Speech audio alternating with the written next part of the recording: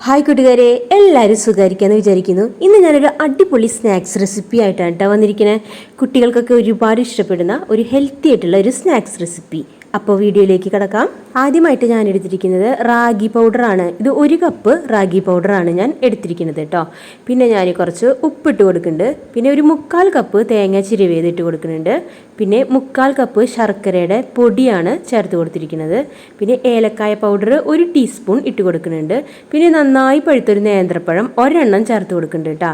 തൊലിയൊക്കെ കറുത്തിട്ടുണ്ടാവുന്ന നേന്ത്രപ്പഴല്ലേ, നന്നായിട്ട് പഴുത്തിട്ടുള്ളത്, അതാകുമ്പോൾ നല്ല മധുരം ഉണ്ടാവും. അതൊരെണ്ണം ഞാൻ ചെറിയ കഷ്ണങ്ങളാക്കിയിട്ട് ചേർത്ത് കൊടുത്തിട്ടുണ്ട്.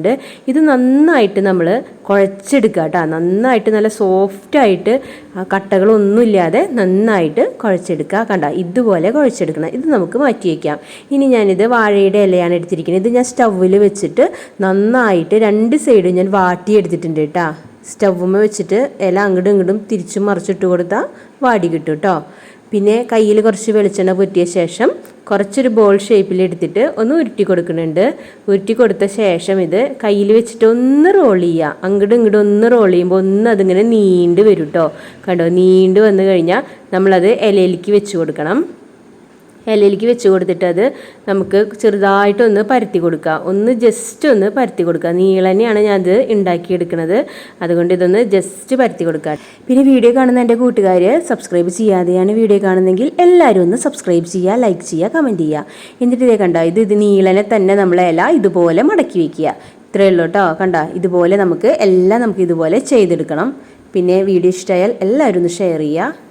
കണ്ടോ, ഇപ്പം ഞാൻ എല്ലാം ഇതുപോലെ ആക്കിയിട്ട് ഇനി വെള്ളം നന്നായി തിളച്ച് കിടക്കുന്ന ഒരു സ്റ്റീമറിലേക്ക് ഞാൻ ഇതെല്ലാം വെച്ച് കൊടുക്കുന്നുണ്ട് കേട്ടോ. ഇതൊരു 20 മിനിറ്റ് നേരം മീഡിയം ഫ്ലെയിമിലിട്ടിട്ട് നമ്മൾ നന്നായിട്ട് വേവിച്ചെടുക്കുക കേട്ടോ.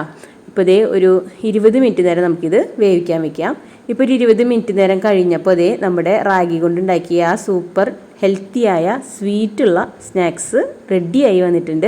ഇത് നമ്മുടെ കുട്ടികൾ സ്കൂളൊക്കെ വിട്ട് വരുമ്പോൾ കൊടുക്കാൻ പറ്റുന്ന ഒരു ഹെൽത്തി ആയിട്ടുള്ള റെസിപ്പിയാണ് കേട്ടോ. നമുക്കായാലും 4 മണിക്ക് ചായക്കൊക്കെ എടുക്കാനായിട്ട് ഒരു അടിപൊളി സൂപ്പർ ടേസ്റ്റുള്ള ഒരു റെസിപ്പിയാണ്. അപ്പോൾ എല്ലാവരും ഒന്ന് ട്രൈ ചെയ്ത് നോക്കുക, എല്ലാവർക്കും ഇഷ്ടപ്പെടും. അപ്പോൾ വീഡിയോ ഇഷ്ടമായാൽ എല്ലാവരും ഒന്ന് ഫ്രണ്ട്സിനൊക്കെ ഒന്ന് ഷെയർ ചെയ്ത് കൊടുക്കാനായിട്ട് മറക്കല്ലേ കേട്ടോ. പിന്നെ നിങ്ങളുടെ അഭിപ്രായങ്ങളൊക്കെ കമൻറ്റിലൂടെ എന്നെ അറിയിക്കണം. അപ്പോൾ വളരെ എളുപ്പത്തിൽ തയ്യാറാക്കാവുന്ന ഒരു ഹെൽത്തി ആയിട്ടുള്ള ഈവനിങ് സ്നാക്സ് ആണിത്. എല്ലാവർക്കും വീഡിയോ ഇഷ്ടമായി എന്ന് കരുതുന്നു. അപ്പോൾ മറ്റൊരു വീഡിയോയിലൂടെ വീണ്ടും കാണാം. ബൈ.